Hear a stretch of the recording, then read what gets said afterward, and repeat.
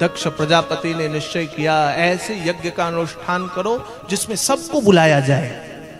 किसी का अपमान कैसे करो, सबको बुलाओ लेकिन उसको मत बुलाओ। और हम लोगों की एक भावना ऐसी है कि हमें यदि हम सबको बुलाया गया, हमें बुलाया गया और पता चल जाए फलाने को निमंत्रण नहीं है, तो उससे जाकर जरूर पूछेंगे आपको बुलाया, तो बोलेंगे नहीं। आज आकाश से जा रहे हैं और आकाश से जाते जब देखा तो सती बिलौक्यो व्योम विमाना जात चले सुंदर विधि नाना। आज सती ने आकाश मार्ग से देखा सुंदर विमान जा रहे हैं, कहां? मेरे पिता के महल की तरफ। देवियों से पूछा कहां जा रही हो, तो देवियों ने कहा तुम्हारे पिता ने बहुत बड़ा यज्ञ का अनुष्ठान किया है।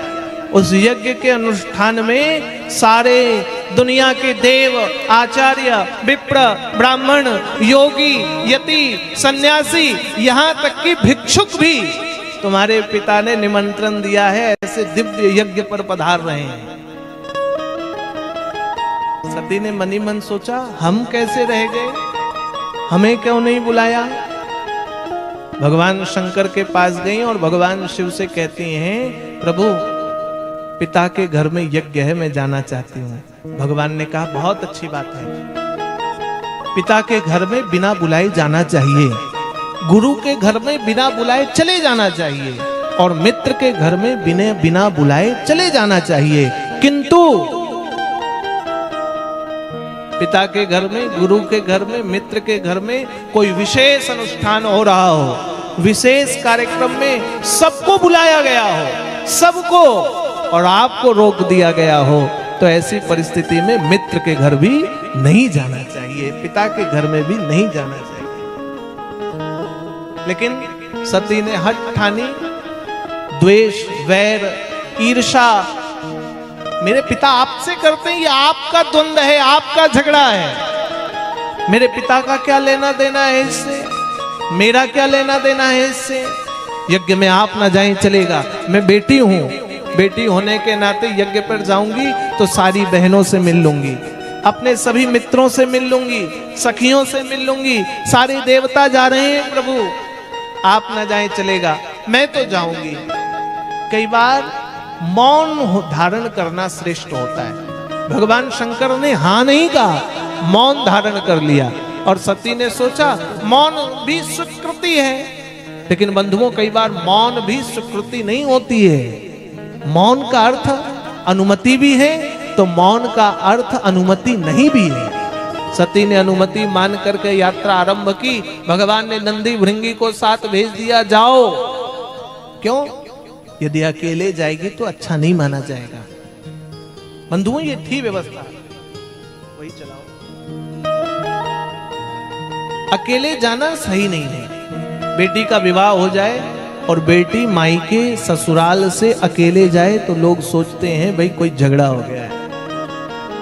बिना बुलाए कैसे आ गई, बिना बताए कैसे आ गई, अकेले क्यों आ गई। आजकल कम, लेकिन पहले तो भैया ऐसे मानते थे। यदि ससुराल से बेटी मायके आए तो कोई ससुराल का छोड़ने जाए या मायके का लेने आए, अकेले नहीं। तो भगवान शंकर ने लाज समझ करके नंदी भृंगी को भेजा। नंदी भृंगी गए और पिता भवन जब गई भवानी, दक्ष त्रास न हो कहु ना सम्मानी। जैसे ही पिता के भवन में पहुंची, कोई सती के सम्मान में आगे नहीं बढ़ा। कौन बढ़ा? सादर भले मिली एक माता, भगनी मिले बहुत मुस्काता। केवल मां उठी। क्यों? क्योंकि दुनिया में व्यक्ति का विरोध सर्वत्र हो सकता है। आप बहुत बुरे हैं, बहुत खराब हैं, बहुत गंदे हैं, दुनिया ये कहती हो, लेकिन पुत्र के लिए उसकी मां ये भावना कभी नहीं ला सकती। मां उठी, सादर भले ही मिली एक माता। आज मां उठ करके मिली, बहनों ने दूर से ही मुस्कुरा दिया, आ गई है, आ गई सती, लेकिन दक्ष खड़े हो गए, सावधान कर लिया, सावधान, सती के समक्ष कोई नहीं जाएगा, सती मेरी पुत्री नहीं है। मैंने उसी दिन सती का त्याग कर दिया जिस दिन सती ने शिव के साथ विवाह रचाया। सती की डोली जिस दिन इस घर से निकली उसी दिन से मैंने सती से अपने सारे संबंध खत्म कर लिए।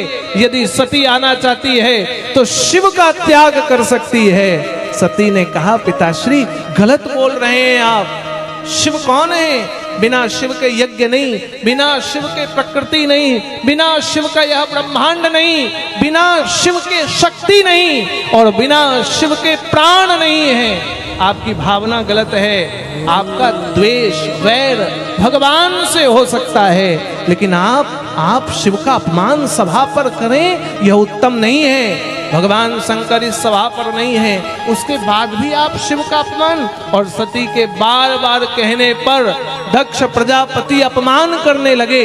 वो दिगंबर है, वो नीच है, वो बिना वस्त्र के घूमता है, वो शमशान में रहता है, नरमुंडों की माला पहनता है, डमरू बजाता है, गले पर बिच्छू और सांप डालकर घूमता है, कौन प्रणाम करता है शिव को? और जैसे ही ऐसा कहा सती क्रोधित हो गई, लाल लाल आंख हो गए और प्रचंड अग्नि को प्रज्वलित किया। सती ने कहा, सावधान, सभा पर बैठे जो भी लोग हैं, शिव का अपमान सुनने वाले लोग, यदि सामर्थ्य हो तो वो दक्ष को रोक सकते थे, किंतु आप खड़े नहीं हुए। शिव का अपमान सुनने वाले लोग, सामर्थ्य ना हो तो कान बंद कर ले, आपने कान नहीं बंद किया। सामर्थ्य होते वाले लोगों को अपने हाथ को आगे करना चाहिए। हे देव, आप आगे नहीं बढ़े, आपका हाथ आगे नहीं बढ़ा, इसलिए मैं श्राप देती हूं उन सबों को जिन्होंने शिव का अपमान सुना, उनके कान काट दिए जाएंगे। जिन्होंने शिव का अपमान होते हुए भी पैर आगे नहीं बढ़ाए, उनके पैर काट दिए जाएंगे। जिन्होंने शिव का अपमान होते हुए भी दक्ष को रोका नहीं, उनके हाथ काट दिए जाएंगे। और हे दक्ष, तेरे मस्तक पर जो अभिमान है, यह अभिमान रूपी तेरा मस्तक काट दिया जाएगा।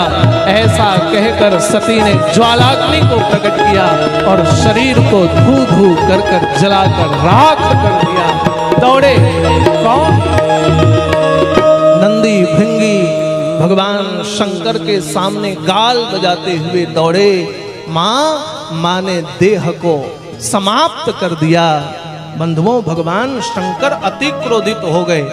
पटका जटा को जमीन पर वीरभद्र प्रकट किया और कहा, जाओ उस यज्ञ को विध्वंस कर दो जहां सती ने प्राण त्यागे हों, उस यज्ञ का अंत कर दो, दक्ष का अंत कर दो।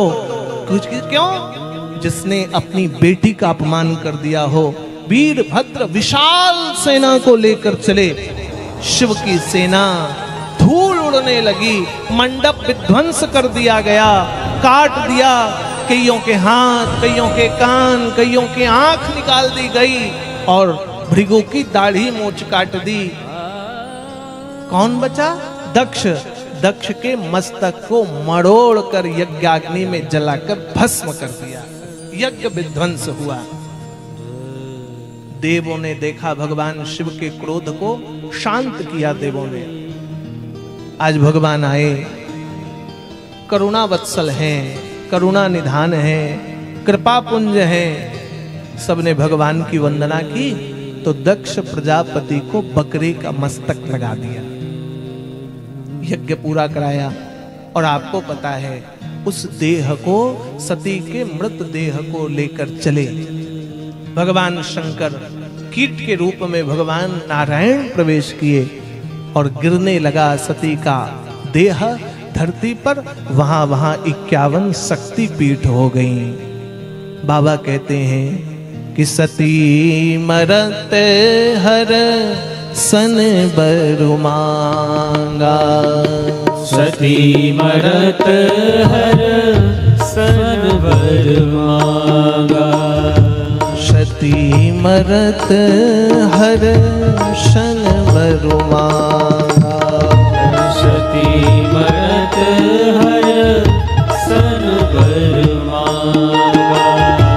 जन्म जन्म शिव पद अनुरागा,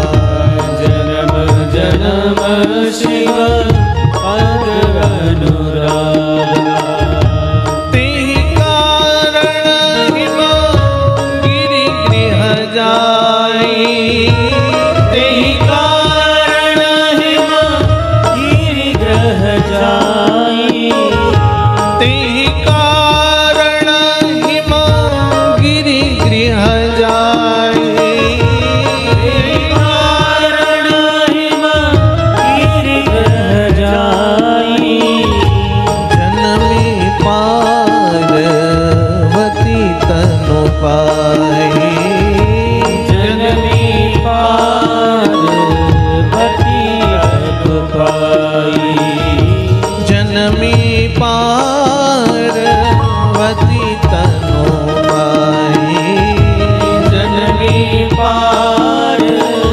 वती तनु पाई। सती ने मरते हुए भगवान शिव का स्मरण किया, इसलिए वह पार्वती बनकर अवतरित हुई। आप सबको पता है भगवान शिव के लिए तप किया और शिव की अर्धांगनी बनी मां पार्वती। बंधुओं, पुत्र हुआ मनु महाराज का प्रियव्रत। आज प्रियव्रत नामक पुत्र हुए। डायरी एक बार लाना, कमरे से डायरी। प्रियव्रत हुए। प्रियव्रत ने कहा, पिताश्री मैं विवाह नहीं करूंगा, मैं तप करूंगा। आज पिताजी ने तप करने के लिए भेज दिया।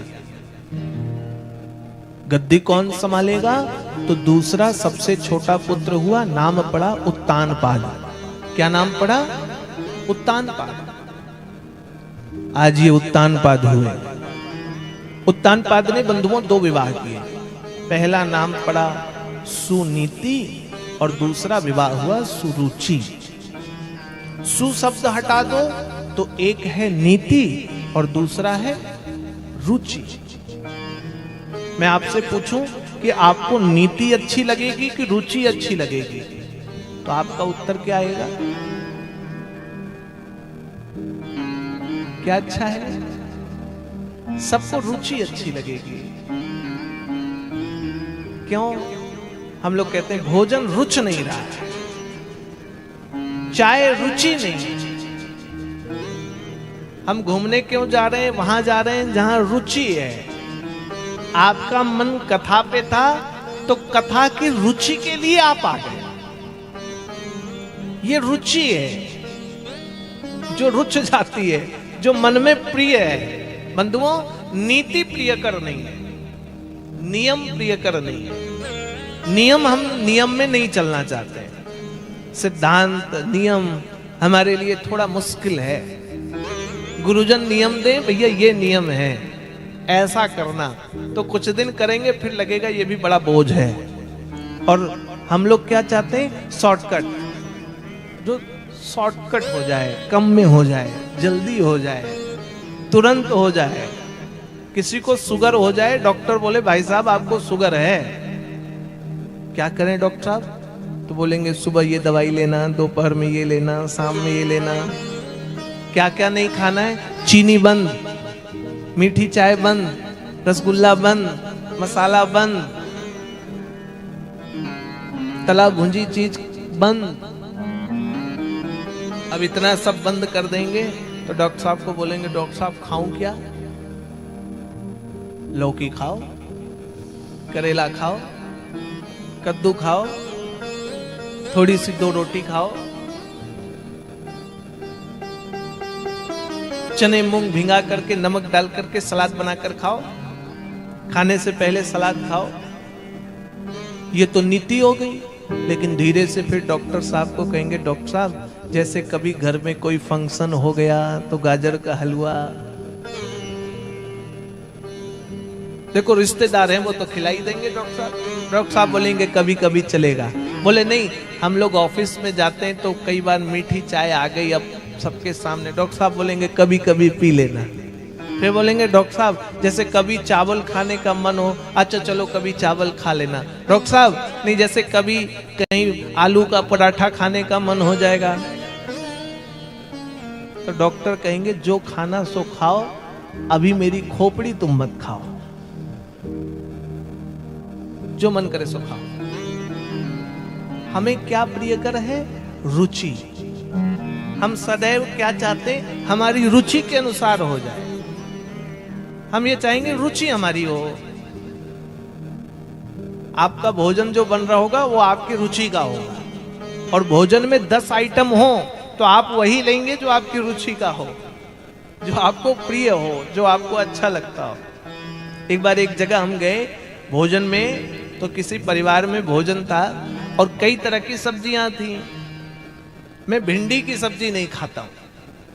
अब भिंडी की सब्जी आ गई, सही घटना बता रहा हूं। अब भिंडी की सब्जी आई तो मैंने सोचा एक काम करो, जो पसंद नहीं उसको पहले खा लो, बाद में अच्छी खाएंगे। अब भिंडी की जैसे ही खाई तो माता जी और ले आई, स्वामी जी भिंडी बहुत पसंद है आपको, और थोड़ा ले लो। अब हम क्या बोले कि भिंडी नहीं खाते, मैंने बहुत प्रेम से बनाई और थोड़ा ले लिया। हमने सोचा चलो अब खत्म करो इसको। अब फिर लिया, बोले स्वामी जी बहुत रुचि से खा रहे, और थोड़ा लो। तो लास्ट में मुझे कहना पड़ा ये मेरी रुचि का नहीं है। कई बार ऐसा धोखा हो, तब से सीख गया जो रुचि का हो वही पहले पाओ, बाद में रुचि का ना हो वो। तो व्यक्ति को क्या पसंद है? रुचि।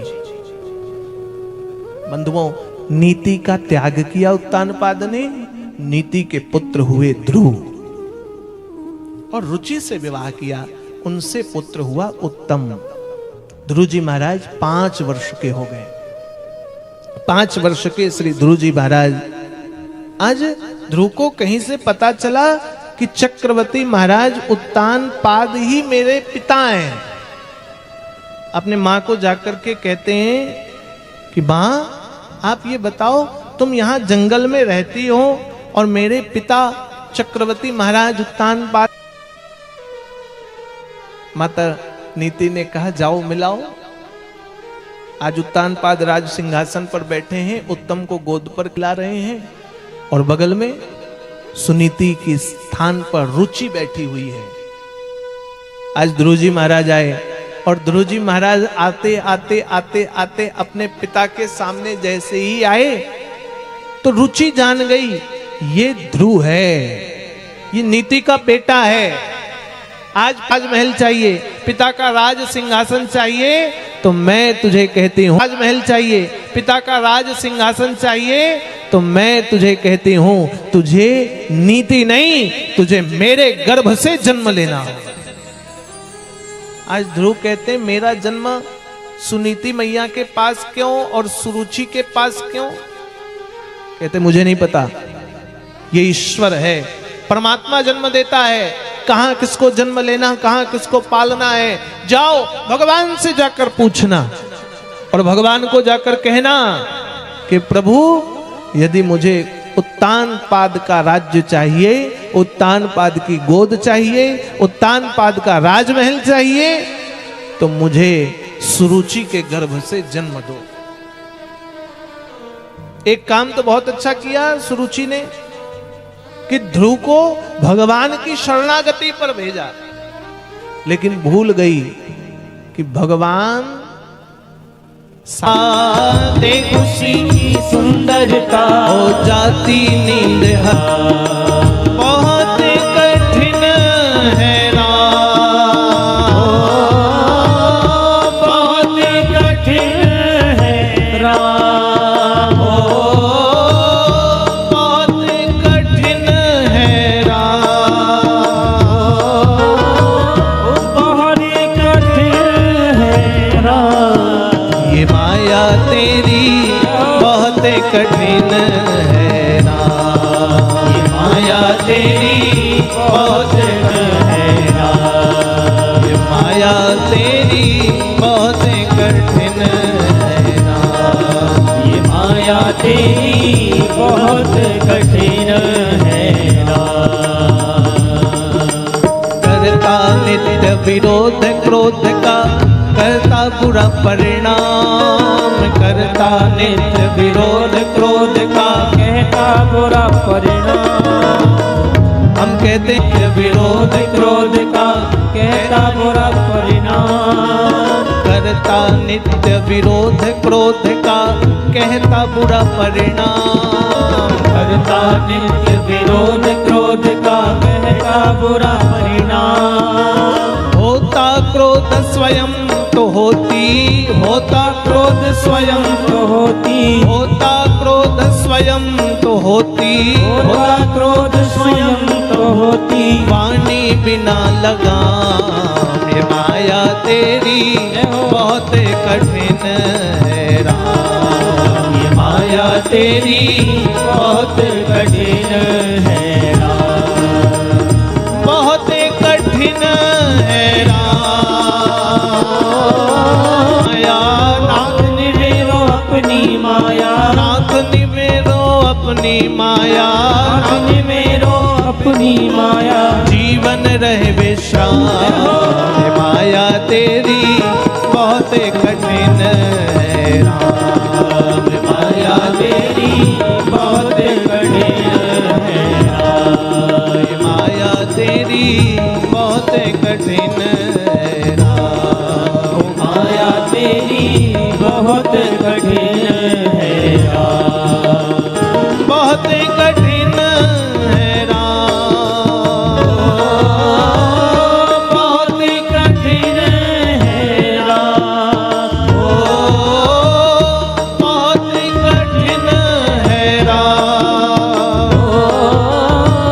बहुत कठिन है राम। ये माया तेरी बहुत कठिन है राम। माया तेरी बहुत कठिन है राम। बहुत कठिन है राम। गुरु बिन भवनिधि तरई न कोई, सो विरंच शंकर सम होई। एक सहज और छोटी सी बात कहूं बंधुओं, जब जीव के मन में ईश्वर प्राप्ति की लगन जागृत हो जाए, भगवान को जानने की इच्छा प्रबल हो जाए, तो गुरु खोजना नहीं पड़ता है, भगवान स्वयं गुरु बन के आपके जीवन पर आ जाते हैं। ये सामर्थ्य है। आज नारद जी को भेजा, कौन है नारद? स्वयं ईश्वर है। आज नारद जी आए, नारद जी ने ध्रुव जी को कहा, क्यों व्यर्थ भटक रहे हो? युद्ध करो, पिता को परास्त करो, क्षत्रिय कुल पर हो।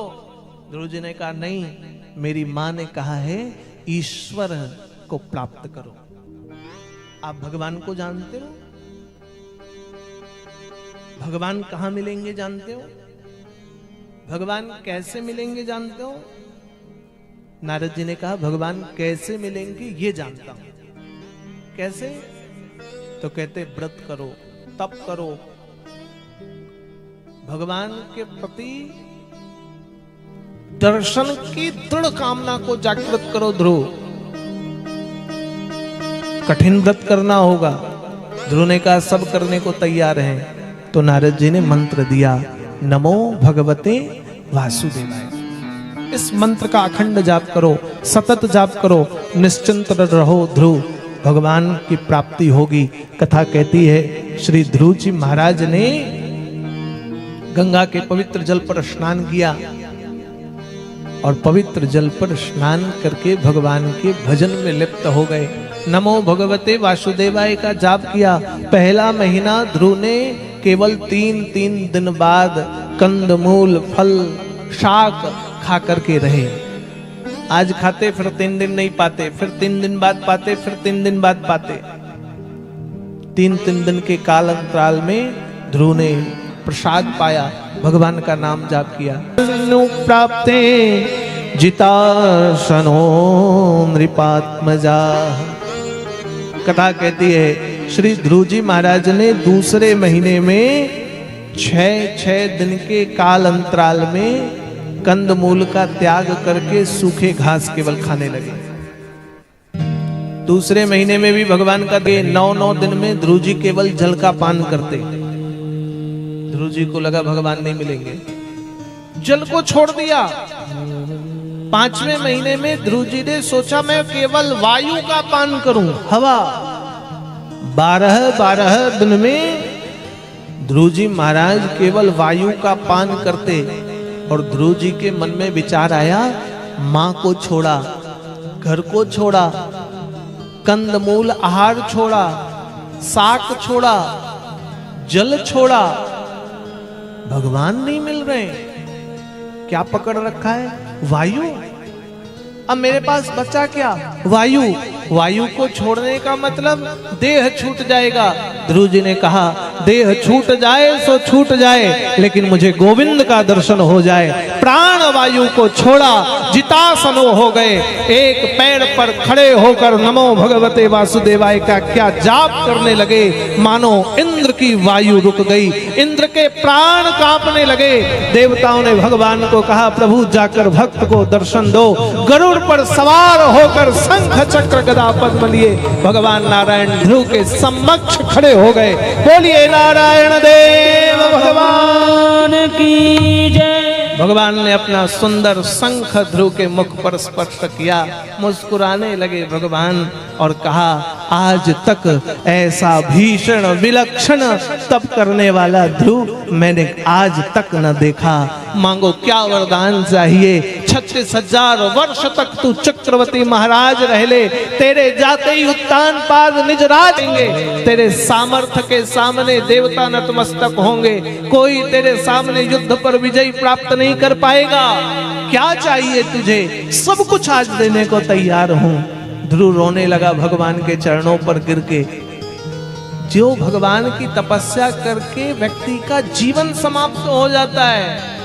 प्रभु आपने मुझे 5 महीने में दर्शन दिया और फिर संसार रूपी नरक में ढकेल रहे, 36,000 वर्ष का शासन दे रहे, ये नहीं चाहिए।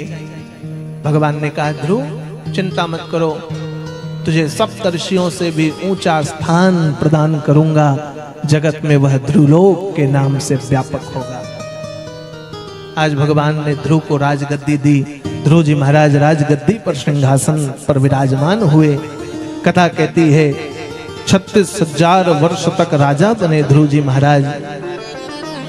ध्रुव जी के छोटे भाई उत्तम का अंत कर दिया यक्षों ने। ध्रुव जी महाराज ने यक्षों का संहार किया। आज कुबेर भयभीत हो गए, मेरे पुत्रों का अंत होगा, ध्रुव के सामने कोई टिक नहीं सकता भगवान के आशीर्वाद से। तो कुबेर मनु महाराज के पास गए और जाकर के कहते हैं, मनु महाराज अपने नाती को, पोते को जाकर समझाएं। आज जाकर के समझाया ध्रुव जी महाराज ने को मनु महाराज ने और कहा, ध्रुव भगवान के भक्त को तितिक्षु होना चाहिए। कि तितिक्षया करुणा मैत्रा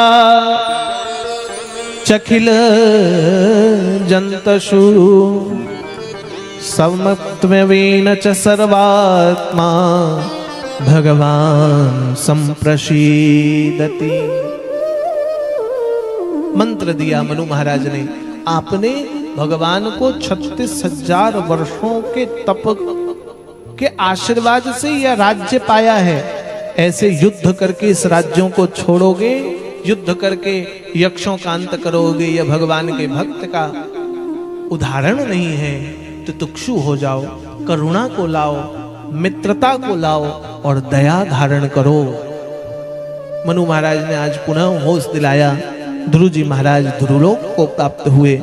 कथा कहती है ध्रुव के पुत्र उत्कल हुए, उत्कल के पुत्र अंग हुए, अंग के पुत्र महाराज वेन हुए।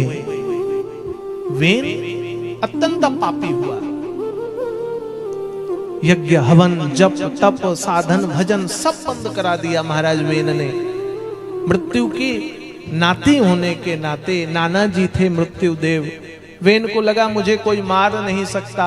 साधु संतों ने दंड दिया, वेन की मृत्यु हुई। राजा विहीन राज्य होने के नाते चोरों का आतंक हो गया। से महाराज उत्तान पाद का बड़ा वंश चला। बंधुओं, उधर महाराज प्रियव्रत तपस्या कर रहे हैं। आग्निद्र के पुत्र हुए नाभिक और नाभिक के पुत्र हुए भगवान ऋषभ देव। ऋषभ देव से चला जैन धर्म। आप सब तो जानते हैं जैन धर्म के बारे में। हम जैन को अलग धर्म बोलते हैं, यद्यपि ये सनातन धर्म से ही प्रकट हुआ जैन। ये कोई अलग धर्म नहीं है, ये सनातनी है। और आप सब तो अग्रवाल समाज से बिलोंग करते हैं। मैंने सैकड़ों ऐसे परिवार देखे जहां अग्रवालों का विवाह जैनियों के साथ होता है। ये तो आपसे ही निकले हैं। और जैन तीर्थंकर के रूप में श्री ऋषभदेव सबसे बड़े पहले तीर्थंकर हुए। 100 पुत्र हुए, सबसे बड़े पुत्र का नाम भरत हुआ। और मैंने जैनी संतों का तप देखा है। दिगंबर रहते हैं, एक समय भोजन करते हैं, शायद एक ही समय जल पीते हैं, पैदल यात्रा करते हैं, संसार की समस्त सुख वैभव को त्याग करते हैं। इसी प्रकार से श्री ऋषभदेव जी हुए, सब कुछ त्याग दिया। अपने बड़े पुत्र भरत को राजगद्दी दी। बंधुओं, कई समय बीतने के बाद आज भरत जी महाराज के मन में भी विचार आया कि मैं भी अपने पिता को प्रदान कर दी। किसको दे दिया? सुमति। आज ये सुमति जी महाराज राजगद्दी पर बैठे और भरत जी जंगल में रहते हैं, जंगल में तप करते हैं, भजन करते हैं। राजा हैं लेकिन महात्मा जैसा जीवन व्यतीत करते हैं। भागवत के 6वें स्कंद की कथा में कहा गया, ये भरत जी महाराज एक दिन स्नान भजन संध्या के लिए नदी के तट पर गए। और नदी के तट पर जाकर के जब स्नान बंदन कर रहे थे तो उन्होंने एक आश्चर्य की घटना देखी। क्या हुआ? एक गर्भवती हिरणी के पीछे सिंह पड़ा हुआ है। हिरणी भाग रही अपने प्राणों को बचाने को लेकर, गर्भ में बालक है, कैसे बचूं कैसे बचूं। और प्रसव की वेदना को न सहन कर पाके हिरणी ने भी प्राण छोड़ दिया। ये सारा दर्शन भरत जी कर रहे हैं नदी के तट पर। आज भरत जी के मन में दया आ गई और श्री भरत जी महाराज ने जल से हिरणी को उठा लिया। हिरण के बच्चे को ले आए आश्रम, और आश्रम हिरण के बच्चे को ला करके लालन पालन करने लगे। अभी हमने कहा ना, ये माया तेरी बहुत कठिन है राम। माया कब कहां किसको जकड़ ले जाए बड़ा मुश्किल है।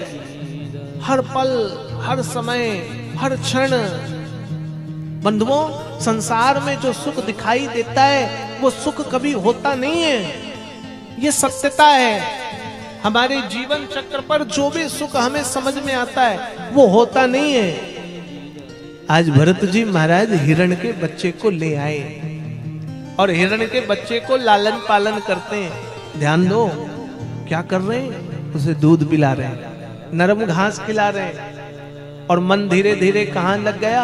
हिरण के बच्चे पर। माला जाप करते, भजन करते, और माला जाप भजन करते करते देख किसको रहे?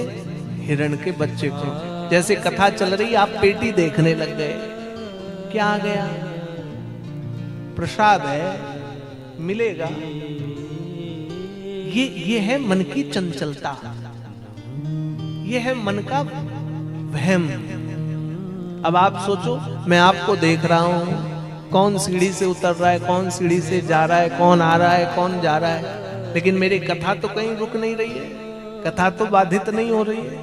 और सत्य कहूं, जब मैं कथा करता हूं ना तो मेरे सामने सब ब्लैंक होता है, काला होता है, मैं किसी को नहीं देख रहा होता हूं। मुझे तो सर्वत्र भगवान दिखाई दे रहे हैं। आप उठो, आप जाओ, आप आओ, आप बैठो, आप सो, मेरा ध्यान बहुत कम आपके ऊपर जा रहा है। आप सो रहे हैं, मैं तो यूं है, खुली आंख भी मेरी बंद हो रखी है, मैं आपको देख ही नहीं रहा। इसी तरह जब कथा सुनो तो आप मुझे नहीं देखो, आप गोविंद को देखो। कौन आ रहा है, कौन जा रहा है, कौन क्या कर रहा है, ये भ्रांति है। केवल परमात्मा में ही शांति है। आज उनका ध्यान कहां चला गया? भरत जी का ध्यान हिरण पर चला गया। आज हिरण में स्मृति लग गई आज हिरण में ध्यान केंद्रित हो गया श्री भरत जी महाराज का। माला जाप करते और ध्यान भरत पर, माला जाप करते ध्यान भरत पर, माला जाप करते भरत जी का ध्यान हिरण पर। एक समय आ गया, जानते हो कौन सा समय? पता है? जिस समय का इंतजार ना आपको है ना हमें है, उस समय को कहते हैं अंतिम समय। कौन सा समय? बोलो जरा। अंतिम समय। एक छोटी सी बात कहूं, कलकत्ता से, बिलासपुर से, पेंड्रा से, अपने घर से यहां भागवत में आने के लिए तैयारी किए थे ना? कर रहे थे ना? हाँ ना, कुछ तो बोल दो। कपड़े रखा, साड़ी रखा, क्या ले जाना है रखा। एक दिन की तैयारी की या कुछ दिनों से, महीनों से? कपड़े 4 दिन, 5 दिन, 10 दिन में रखे, लेकिन मन की गति, जब से कथा को पता चला कथा होगी हरिद्वार में, तब से मन हरिद्वार में केंद्रित होने लग गया था ना। चलना है, हम भी चलेंगे, हम भी कथा सुनेंगे, और जाकर क्या क्या करेंगे, सारी रचनाएं बना रहे थे कि नहीं बना रहे थे? बंधुओं, केवल कलकत्ता से यहां आने के लिए 2 महीने से आप तैयारी कर रहे हैं, लेकिन जरा विचार कीजिए, यहां से वहां जाने के लिए कोई तैयारी की आपने? विचार किया क्या कपड़े ले जाएंगे, क्या वस्त्र ले जाएंगे, कौन सा सूटकेस ले जाएंगे, वहां पहनेंगे क्या, वहां घूमेंगे क्या? नहीं। भागवत किसकी तैयारी करा रही है? वहां की तैयारी करा रही है। हम क्या करेंगे, क्या ले जाएंगे, हमारे पास क्या रहेगा? वो राजेश जी कहते हैं ना, साथी है मित्र,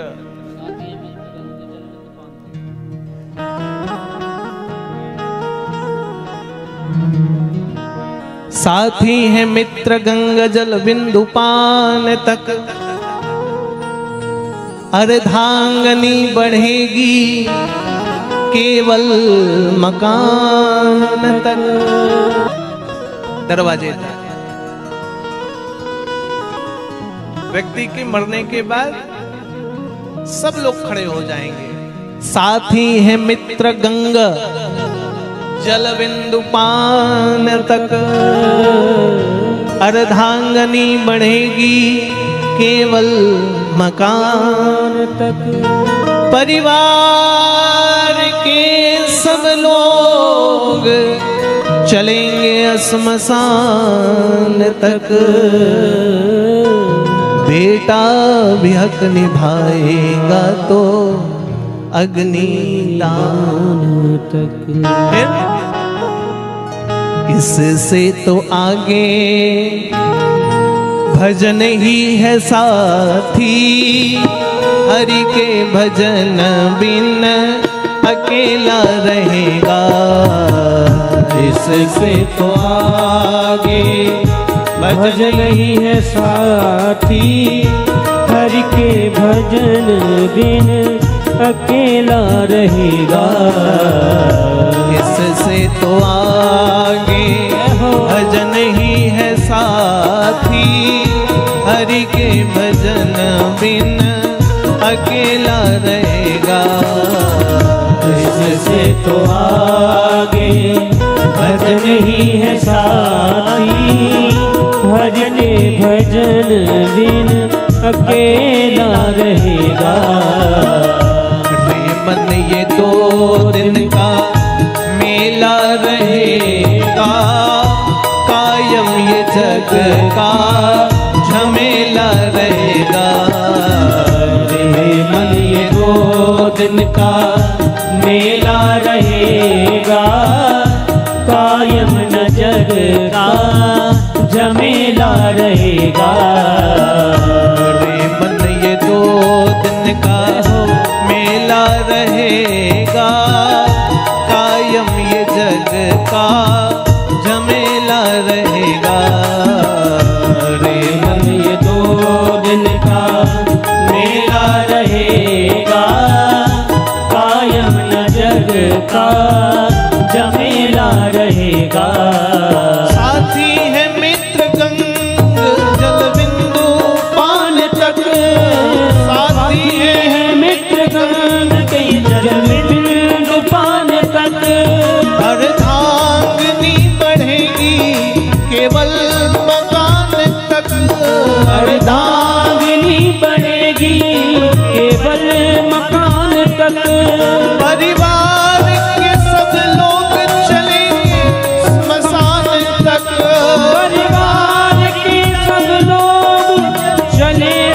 शमशान तक।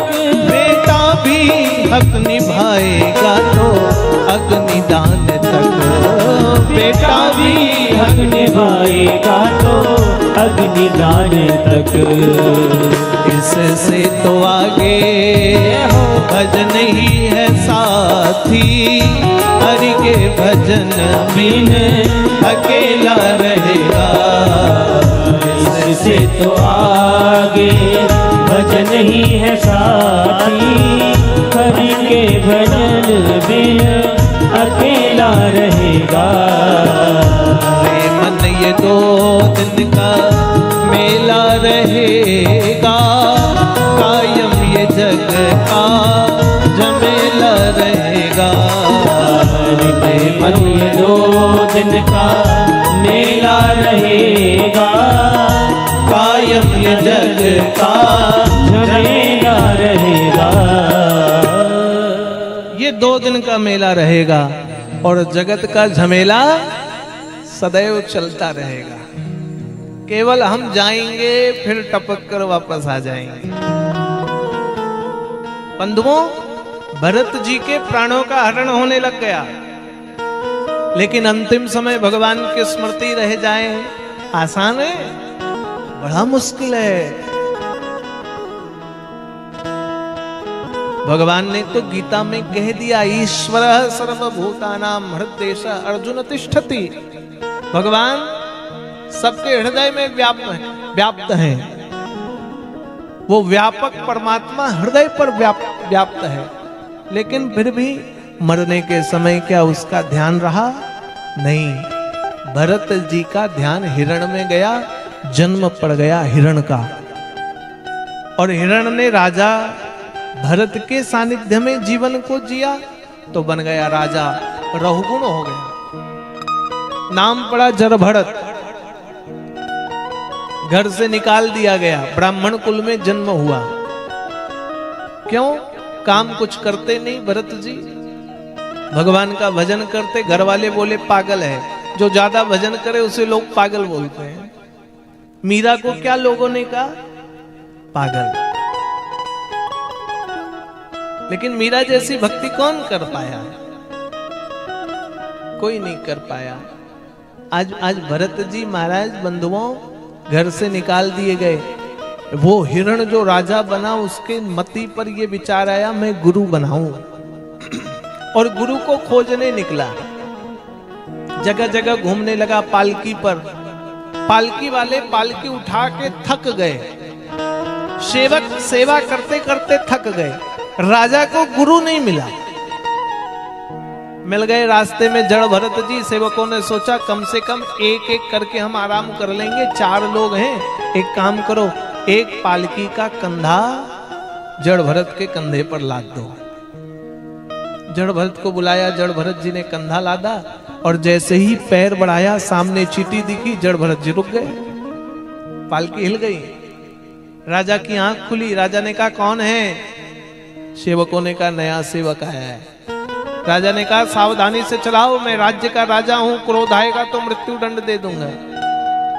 और जड़ भरत जी ने बड़ा ज्ञान दिया वहां।